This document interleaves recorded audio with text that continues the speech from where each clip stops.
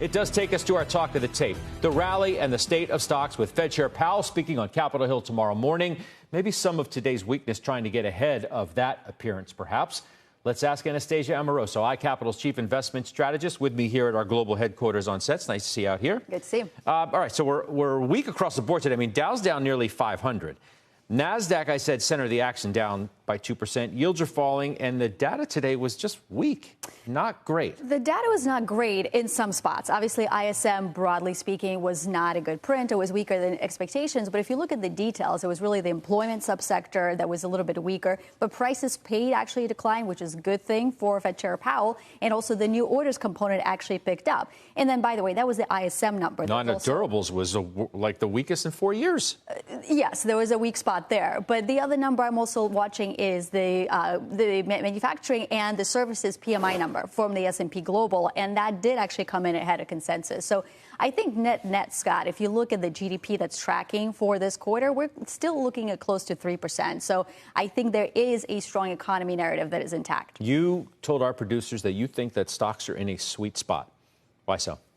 Yeah, because if the economy is strong, that means the earnings momentum should be to the upside. And actually, I was just looking this morning at the earnings forecast for 2024 and 2025. They are inching higher. So this is, of course, makes sense because the economic data is inching higher as well. So higher earnings, higher revenues, higher margins, that bodes well for stocks, even if the Fed doesn't actually cut rates. But then on the flip side, Scott, if you do have some disappointment in data, then the pendulum swings and says, well, we have to cut interest rates. And if we cut interest rates, that's good for valuations. So sort of no matter which way growth breaks, I think there's support for the market both ways. OK, so what I hear you saying is that nothing else matters, essentially, other than the fact that we know the Fed's next move is a cut. Don't fight the Fed. I mean, you made the case that either they cut for the right reasons or the wrong reasons, but they cut, and that's good for stocks.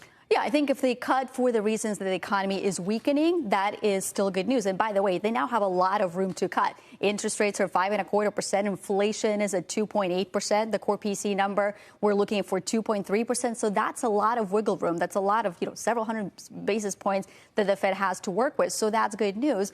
But if the Fed doesn't cut, again, I think what really supports the stock is that the economy apparently can function with 5.5% interest rates, and stocks, can still be supported. So we've had this broadening move in the market, and we've highlighted that almost every day. And the activity, whether it's in the sectors or the large number of stocks and the large market cap stocks that continue to hit new highs, would suggest that too.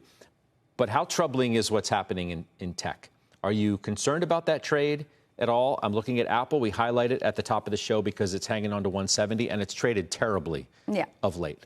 It has.